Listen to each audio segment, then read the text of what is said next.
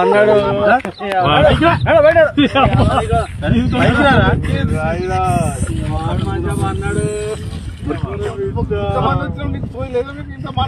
బాబాయ్ వాళ్ళు చచ్చిపోయిన అనుకుని పోయినట ముసైతాను చచ్చిన నీళ్ళు పోయినాకు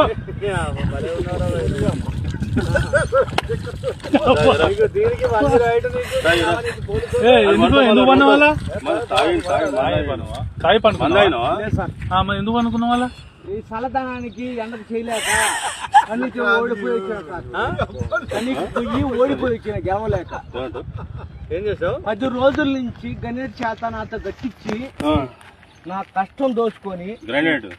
గణేట్ రాయ్ నాకు అంటే డబ్బులు ఇచ్చారు కానీ క్షమ